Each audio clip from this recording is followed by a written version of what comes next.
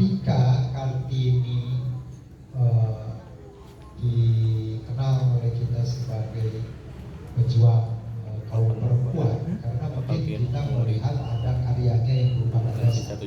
Misalnya yang ditulis oleh Kartini berupa surat-surat yang oleh Abedonan diterbitkan menjadi sebuah buku yang diterjemahkan dari Belanda. Saya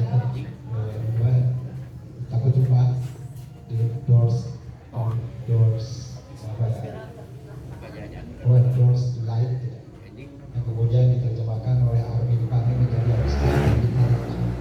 Dari situ kita mengetahui memang kalau itu benar surat-surat Kartini memang seorang intelektual, penggagas, pemikir tentang kaum. Walaupun yang dibahas dalam buku itu bukan melulu soal perempuan, ada soal agama, ada soal lingkungan dan lain sebagainya. Tetapi memang kalau kita membaca buku itu, dia memang pemikir, gagasan intelektualnya kentara sekali dalam buku. Nah, waktunya terbatas, saya akan menyebut aja. Kemudian Dewi Sartika juga sama sebenarnya. Kalau kita baca buku Keutamaan Istri yang ditulis oleh Dewi Sartika pada tahun 1913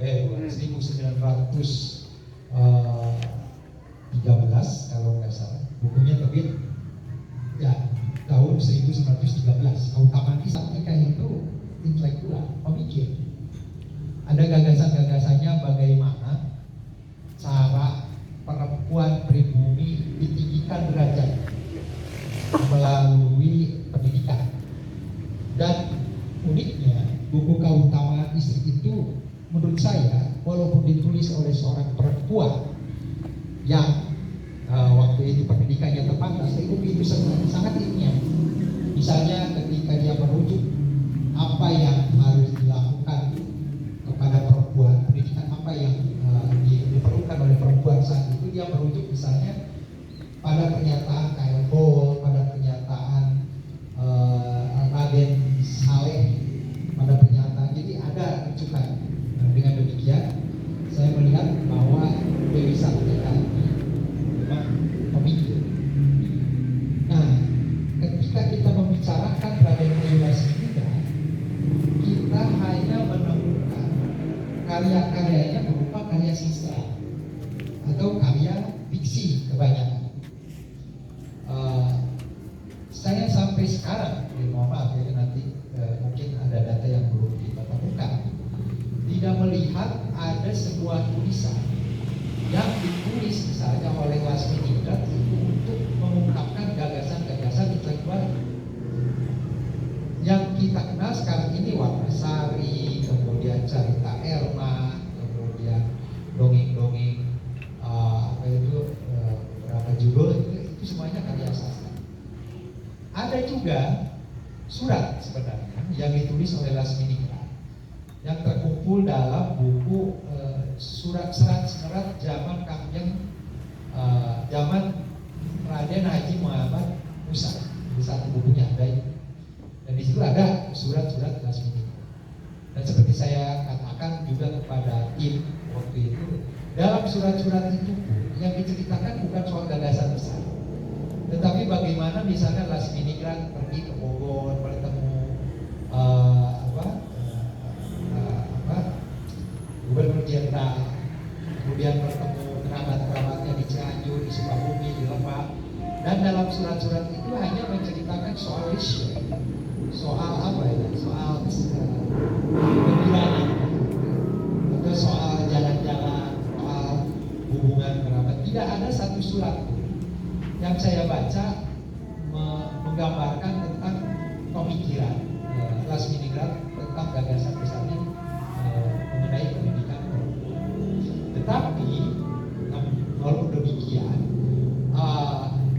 tercatat bahwa memang Raden Ayu Laksminingrat ini mengupayakan sebuah pendidikan untuk perempuan. Dan itu tercatat dalam beberapa referensi. Dalam Ikihiro Moriyama tercatat, dalam KTS Kadir Krisna Senjaya saya baca tulisannya di juga tercatat oleh para redaktur Volks Almanak Sunda, juga tercatat bahwa Lasminingrat itu mengupayakan pendidikan untuk perempuan, sehingga kita kemudian tahu bahwa 1907 Lasminingrat mendirikan sekolah istri, sekolah keutamaan istri, namanya justru sekolah keutamaan istri, yang kemudian istilah ini dibawa oleh Dewi Sartika untuk mewujudkan gagasannya, mewujudkan sekolah istri di Bandung. Nah, itu problem pertama, bahwa ketika Kartini bisa kita baca pikirannya melalui habis gelap terbitlah terang, Dewi Sartika bisa pikirannya dibaca di buku keutamaan istri.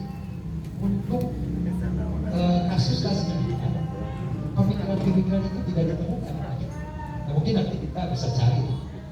Saya yakin betul kalau Lasminingrat ini juga berpikir sekali. Tetapi dalam bentuk apa pikirannya itu bisa dituangkan atau dituangkan yang mungkin dokumen kita dapat. Itu problem pertama. Sementara literasi barat pada zaman itu memang lebih ya literat. Maksudnya orang yang menulis, orang yang mengeluarkan gagasan dalam tulisan itu yang dimenangkan. Beda dengan orang yang cuma bicara atau cuma dibicarakan. Jika tidak ada bukti tentang tulisan-tulisannya atau tentang gagasan-gagasan besarnya yang tertulis, maka mungkin Malay Belanda waktu itu lebih baik. Beda dengan Kartini, Dewi Sartika. Nah, Dewi Sartika selain menulis keutamaan istri, beliau juga menulis beberapa artikel di majalah yang dikeluarkan oleh Paguyuban Pasundan sekarang. Dan ada beberapa